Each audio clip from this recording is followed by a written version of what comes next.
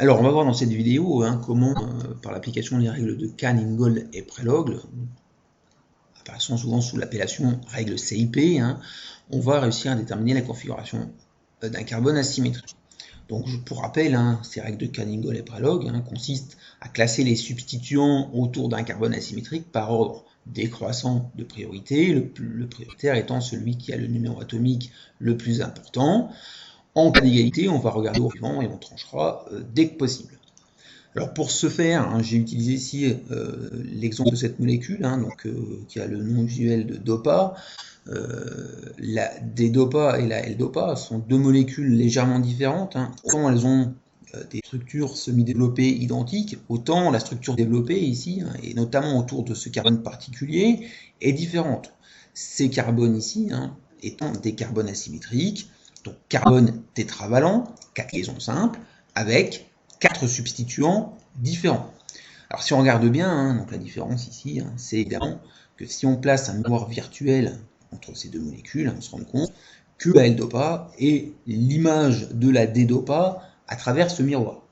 On dit donc que ces deux molécules sont des molécules énantiomères. Alors, comment par l'application des règles CIP obtenir la configuration du carbone asymétrique? Ici, on va traiter cet exemple-là. Alors, on va regarder autour de ce carbone asymétrique à quoi est relié ce carbone au rang 1, donc les éléments qui lui sont directement liés. Alors, on va trouver l'azote ici en bleu. On va trouver le carbone ici en vert.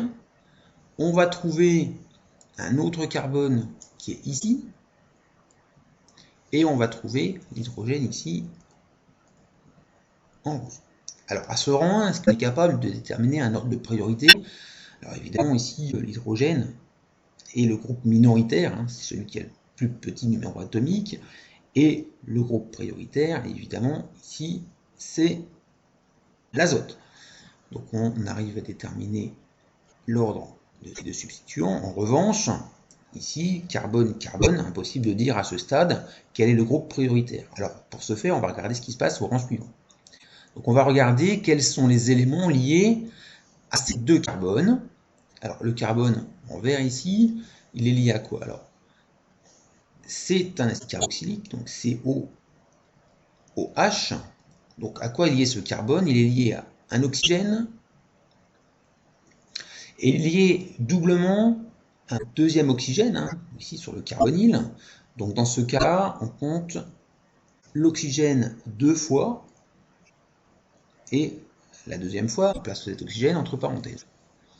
Qu'est-ce qui se passe au niveau du carbone? On voit ici, alors il est lié à deux atomes d'hydrogène, ils sont là, donc hydrogène, hydrogène, et il est lié ici à un autre atome de carbone, comme ceci. Alors à ce stade-là, on peut évidemment différencier ces deux groupements, oxygène, oxygène, oxygène, hydrogène, hydrogène, carbone. Donc ce groupe est évidemment prioritaire sur le groupe en noir, donc on a notre substituant numéro 2 et le substituant numéro 3. Donc on les reporte ici sur la représentation de grammes, comme ceci. Alors ensuite, on va regarder dans quel ordre s'articulent les substituants 1, 2 et 3.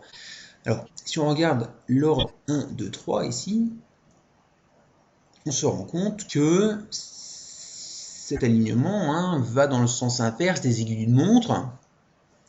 Alors, dans le particulier, on peut faire une lecture directe puisque l'hydrogène n'est pas dans le plan de la figure. S'il n'est pas dans le plan de la figure, on peut regarder dans quel sens tournent les substituants, il n'y a pas de souci. Alors, à la seule différence, c'est qu'ici, donc, on tourne dans le sens inverse des aiguilles d'une montre, donc la configuration devrait être S. Mais alors attention, c'est vrai uniquement si le substituant minoritaire est en arrière du plan. Ici, il pointe vers l'observateur, donc il faut inverser le sens de rotation observé. Donc, sens inverse des aiguilles d'une montre, mais substituant minoritaire en avant du plan, la configuration obtenue est donc une configuration de type R pour rectus. Si on fait la même démarche pour ce carbone symétrique, donc l'ordre de priorité ne change pas, l'azote, le carbone carboxyle, ce carbone, et l'hydrogène numéro 4. si on regarde l'ordre des substituants 1, 2, 3, on tourne dans le sens des aiguilles d'une montre, mais attention, ici, l'hydrogène pointe en avant du plan, donc on inverse le sens lu directement sur la figure, et donc la configuration de ce carbone asymétrique est S. On retrouve donc des configurations R et S, donc configurations opposées, hein, qui confirment le fait que ce sont deux molécules qui sont énantiomères.